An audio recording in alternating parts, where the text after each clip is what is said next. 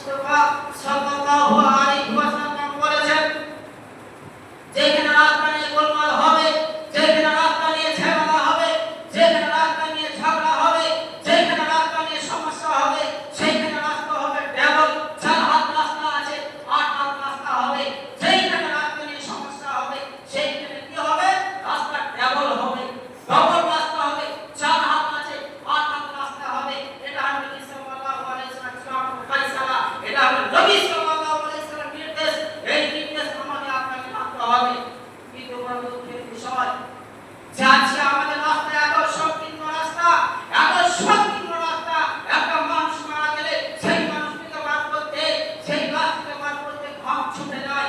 দুটি মানুষের একসঙ্গে যেতে অসুবিধা হয়, রাস্তা এত সংকীর্ণ রাস্তা। কেন আপনি রাস্তার মাঝে গাছ লাগাতে গেলেন? কেন আপনি রাস্তার উপরে পাঁচিল তৈরি করতে গেলেন?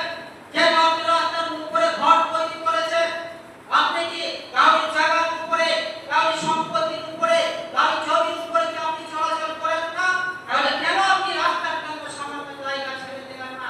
কেন আপনি প্রতিবেশী সুবিধার্থের জন্য মানুষের চলাচল করবে, প্রতিবেশী চলাচল করবে, এই স্বার্থে কেন আপনি সামান্য জায়গা, সামান্য পান করেন, সামান্য রাস্তা কেন আপনি ছেড়ে দিলেন না? আপনি আপনার জায়গার উপরে কোনো মানুষকে, প্রতিবেশীকে আপনি চলতে দিচ্ছেন না, তাহলে কেন আপনি অন্যের জায়গার উপরে চলাচল করছেন? কেন আপনি অন্যের জায়গাকে ব্যবহার করছেন? কেন আপনি অন্যের জমিকে আপনি ব্যবহার করছেন? যদি আপনি আপনার জায়গার উপরে, যদি আপনি আপনার জায়গার উপরে কাউকে চলাচল করতে না দেন, তাহলে আমি আপনাকে বলছি আপনি কারোর জমির উপরে, কারোর জায়গার উপরে আপনি চলাচল করবেন না। ওদের যারা রাস্তার মাঝে, রাস্তার উপরে বাড়ি তৈরি করে বসে আছেন, যারা রাস্তার মাঝে, রাস্তার উপরে পাঁচিল তৈরি করে বসে আছেন, যারা রাস্তার মাঝে গাছ লাগিয়ে বসে আছেন, সেই গাছ কেটে সরাতে হবে। কি করতে হবে? সেই গাছ কেটে সরাতে হবে, সেই ঘর ভেঙে সরাতে হবে, সেই পাঁচিল ভেঙে রাস্তাকে ক্লিয়ার করতে হবে, প্রতিবেশী রাস্তা ক্লিয়ার করতে হবে। মানুষ যেন ভালোভাবে যাতায়াত করতে পারে, আপনাকে ক্লিয়ার করতে হবে। এই নির্দেশ নবী সাল্লাল্লাহু আলাইহি ওয়াসাল্লাম দিয়েছেন। এটা হলো নবী সাল্লাল্লাহু আলাইহি ওয়াসাল্লামের ফায়সালা। আপনাকে মানতে হবে। প্রতিবেশী রাস্তা বন্ধ করেছেন মানে কেন আপনি প্রতিবেশী রাস্তা বন্ধ করতে গেলেন?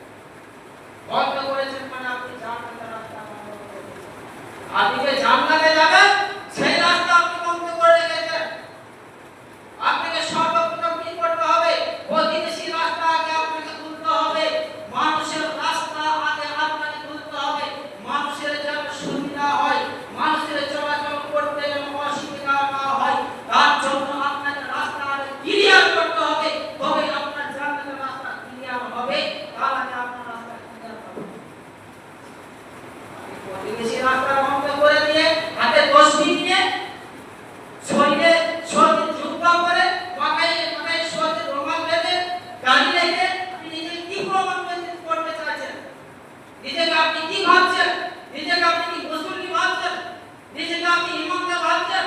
নিজেকে আপনি মুত্তাকি আল্লামা ভাবছেন? নিজেকে আপনি হাজি মনে করছেন? প্রতিবেশী রাস্তা বন্ধ করে দিয়ে অতএব আপনাকে আগে প্রতিবেশী রাস্তা খুলতে হবে। প্রতিবেশী রাস্তা আপনাকে বন্ধ করা যাবে না। যদি বন্ধ করে দেন তাহলে জান্নাতের রাস্তা আপনার বন্ধ থাকবে, আপনার মৃত্যু পর্যন্ত আপনি থাকবেন। আজ বর্তমান সময়ে সামান্য জায়গা